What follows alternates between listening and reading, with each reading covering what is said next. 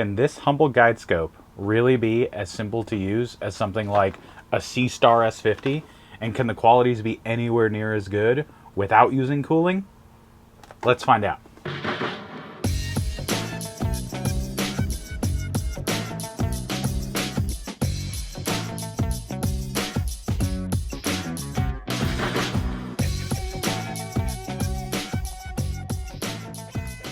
The short answer is no, you're not going to get, with just this camera, the same results as using an entire smart scope. Thanks for watching, like and subscribe. Just kidding. You'll need a little bit more than just this, but it's not anything too crazy. You'll essentially need this. This camera just bolts onto the rear. Now to be a little bit more clear, this camera is usually used as a guide scope, sometimes as a camera to take pictures of planets. This one specifically is the ASI 290 MC, but you're going to have to bolt it to a couple of things, like an optical tube assembly or a telescope. And something to control it all and make it nice and easy, the ASIair. It's made by the same company that makes the SeeStar, and the user interface is actually pretty simple to use. And you also need some way to point it at stuff, and that's what this mount is. The mount gets attached to a tripod, and it'll point to anything in the night sky, and if you get really advanced, you can do things like guiding, but for what we're going to do, we're not going to use any guiding. We're just going to try and take 30-second images and stack a whole bunch of them together, which is similar to what the SeeStar does, except it does usually 10-second images. And let's see what we see. All right, let's start with some basic rules here. Each scope is going to get the same amount of active time under the stars. If a certain image fails to stack, too bad, that's life. The first night, each is going to get half an hour with its filter. The second night, each is going to get half an hour without a filter. We're going to try and do similar processing on the final fits files that come out of the machine, but we'll also go ahead and compare them straight out of the machine, because I think that's how a lot of people that are using something like a SeeStar are using it, is just taking that image and going straight to something like Instagram, which it's great for. Let's talk about the first big advantage for the SeeStar. What you're seeing here is a time lapse of what it was like to set each one up, and I'm done setting up the SeeStar. Seriously though, it's really fast. The hardest thing to do is make sure that your base is level. So I recommend using one of those little auto or self-leveling systems that's got like 3 bolts onto it. I'll include links in the description so that you can get one for yourself. But then you bolt the SeeStar to that and you're good to go. With the beginner astrophotography rig, it's a little bit more complicated. You have to set up the tripod, set up the mount, balance the whole thing, get all your wiring ready to go, and then from there you can power it all up. Then you just have to do a quick polar alignment, check your focus, and you're ready to run.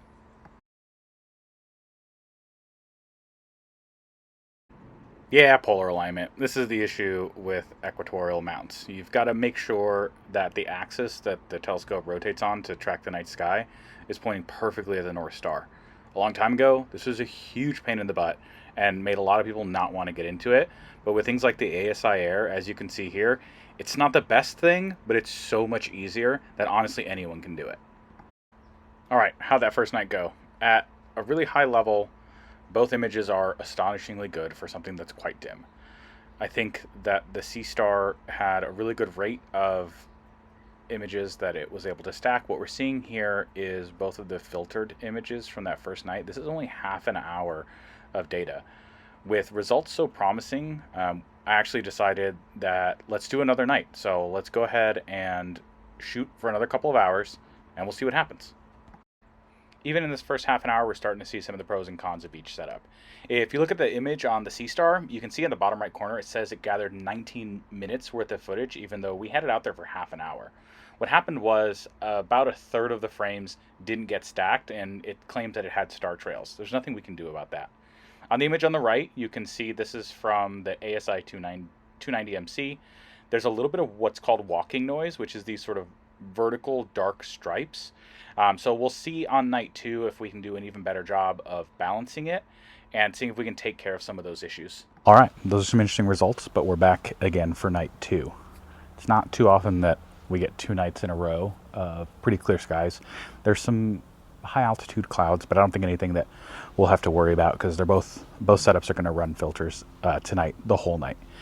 So we saw some of that walking noise in the images from the William Optics Z61. So I adjusted the weights here to try and get it even better balanced. And we will check the polar alignment on it before we get started for the evening.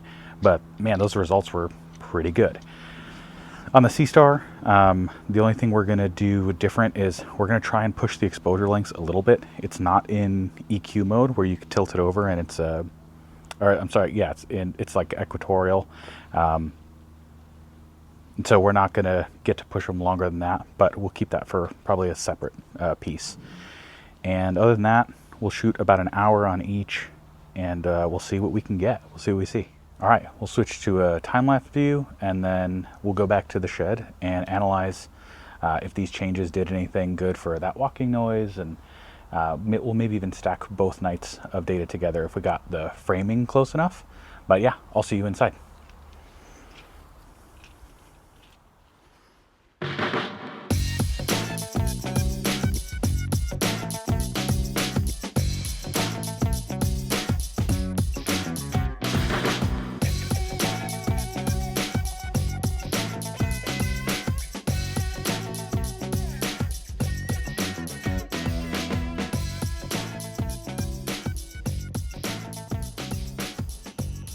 Okay, let's jump into it. So I've got a bunch of the images here. We've got everything from last night's to the night before that. And so let's just start by looking at, these are the FITS files that came straight out of the machines. This top one is the SeeStar, and the bottom one is the ASIair. So let's start with the SeeStar. This is just ASI FITS view. FITS is a type of image file used a lot in astrophotography, and I'm sure in other things as well. And really what it's good at is providing you with just really high quality images. So when people say FITS files or RAW files, they're talking about the same thing. It's not a JPEG that's compressed and really small. These files are actually quite large, 12 megabytes. And then the other one we'll look at is also about 12 megabytes. So what do we see here? There's still some gray in the background. That's not too bad. There is an auto stretch applied. So auto stretch is, there's this concept of a histogram, which is like how many sort of where the bright spots are, and there's really good videos online. Go look at Quib the Lazy Geek or Lucamatico about image processing. We're not going to get a ton into image processing here, sort of outside the scope of this, but go look at those YouTube channels. But essentially, what you're seeing here, this black with this couple dots, this is what the image looks like with, I think it's called a logarithmic stretch. And then software like this FITS viewer, which you can get from ASI, will do an auto stretch. And this is actually usually what you see actually in the machines. There'll be this auto stretch button. It's usually on by default. And here's what it looks like with that turned on. And what it's doing is basically darkening the darks and lightening the lights. I don't know, I'm sure there's a better explanation than that. But you can actually play with it even in here. So we can like make it even brighter, but you see the background also gets bright. And so the way you counteract that is by moving this left slider this way. But when you start getting too far to the right with this left slider, what happens is you start clipping data and it looks weird and unnatural. In an effort to try and get a really dark black background, you end up with like really weird looking artifacts. And also most of space isn't black. So this is, you know, it shouldn't be black like that. And a good way to get the background darker is to take more images. So here's, like I said, the one from the SeeStar. The stars look pretty good and round. There is some weird little like artifacts here, but again, we're zooming in a lot just to try and see this. But overall, I would say this is a really good image, especially for what ended up being about an hour and a half outside. I think it was actually 2 hours outside. I feel like another term I've used a lot in this video is the concept of a term called stacking. What stacking does is it takes a bunch of pictures and puts them over each other and uses the stars to do a sort of alignment. And with that, you can pull really fine detail and brightness out of images that normally wouldn't have it. So you can see here, these little filaments here. This is actually really, really good. Let's open the one from the ASIair and see what that looks like.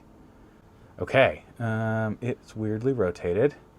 Let me rotate that around. Okay, so this is a little bit more data. You can see these sort of edges here. This is sort of a stacking artifact. So the computer was able to align the stars, but the picture that it was trying to put on top had shifted a little bit. And so there isn't as much data for out here on the edges as there is for in here in the middle.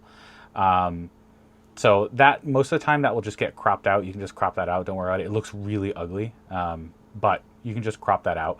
Or you can do, as you get more advanced, you can do things like auto guiding, and that will take care of that for you, because the auto guide is a separate camera and essentially a small telescope that keeps one or a couple of stars in the exact same place. And that'll prevent stuff like this from happening over here on the edges. But let's just try and do a zoom in to a similar spot. To me, this has always looked like a face. And so let's zoom in sort of here on the nose and the bridge of the nose just above it. And let's get the other one up as well. Zoomed in on the nose and the bridge of the nose. Here we go.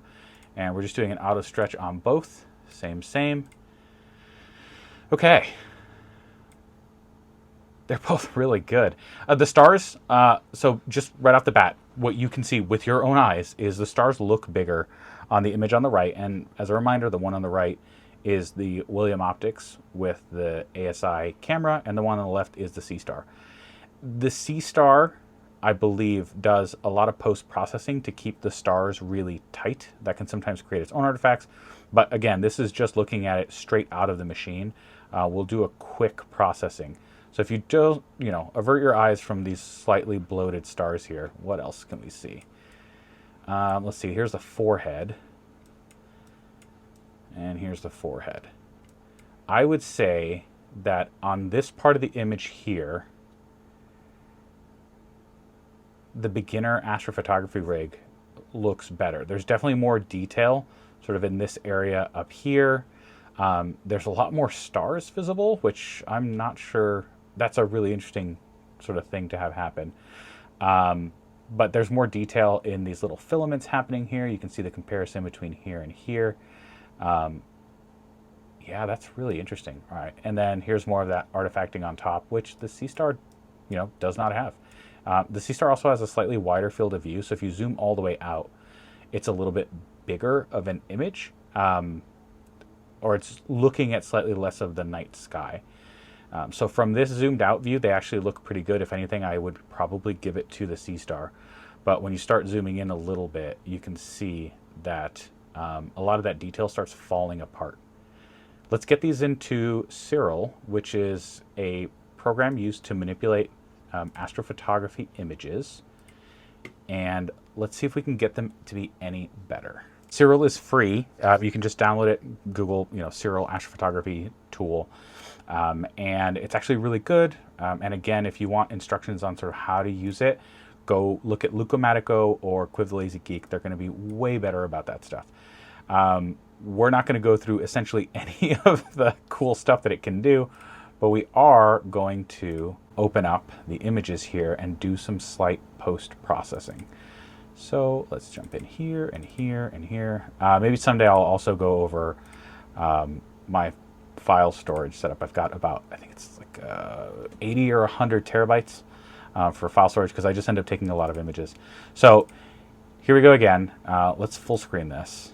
As you can see, the image is black, remember, but we know that that just means it's not stretched. So you come down here, here's what the auto stretch looks like. So we'll do, we'll start with a background extraction, which tries to remove some of this gray. Let's see, let's do a background extraction and compute background. I don't really think it did that much, but that's fine. And then we'll do a color calibration. We'll do a photometric color calibration, and it goes and pings a server to try and understand what the color of the stars should be, and then brings that data back and tries to adjust the image based on that. But again, go look at those videos from like Quiv and from Lucomatico on how to do this correctly. All right, that's done. Let's rotate the image, which is under crop, rotate and crop, and we're going to rotate it 180 degrees. There we go. Now, let's do some stretching. Stretching is where we have an auto stretch applied, but we're going to try and do our own stretches. So we're going to turn the auto stretch off, and it's essentially just a matter of dragging this over a little bit. You can start to see some of the detail come out. I'm sure YouTube is loving this with its compression, so you'll probably see a lot more terrible image than what I can see here. And we're going to keep doing this little by little. This is really where I think you can get into the art of astrophotography. You can, process these however you want, and everyone's going to do it a little bit differently. You can give people the exact same data, the exact same images, and they'll come out with totally different images at the end, the final product, which I think is awesome. Go into a slightly different tool here.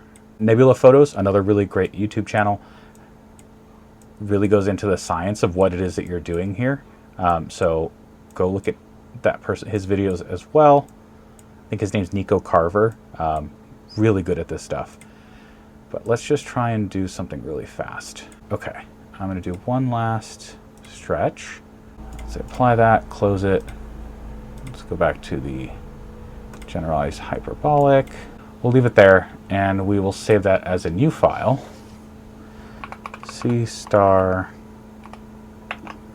Night 2 processed. Okay, and then we'll take a look at those together after the fact. And let's do the other one.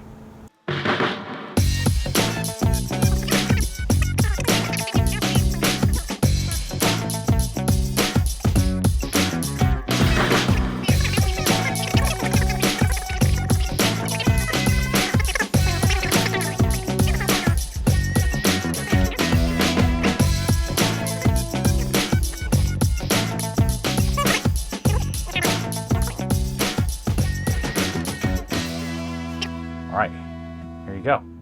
So I guess decide for yourselves which of these you think looks better. I think the one on the left, like I said, has some additional processing that the SeeStar does before you can get to even the raw fit file as the output of the image.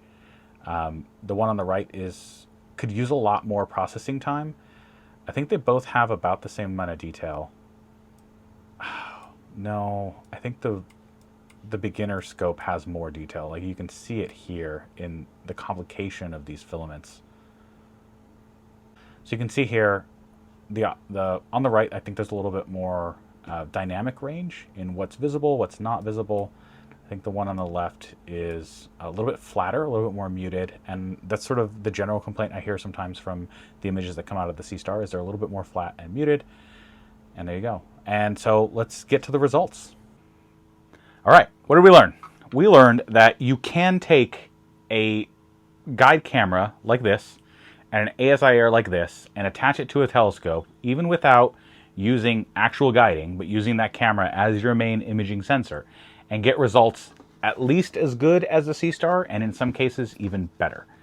Now, this is where your paths will sort of diverge on my advice. If you don't care about the equipment side of it, if you don't want to end up with a bunch of telescopes in your room and the hardware side of it doesn't interest you, get the SeeStar.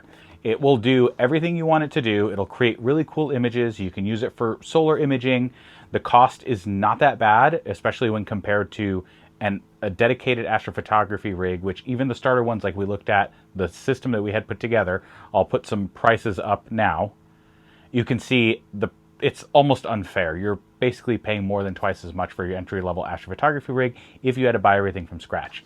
But if you didn't have to buy everything from scratch and you already had, say, a telescope and maybe a mount, then I have to recommend even an entry-level camera like this, which will cost you, $100 to $200, and an ASIair, which will cost you about the same.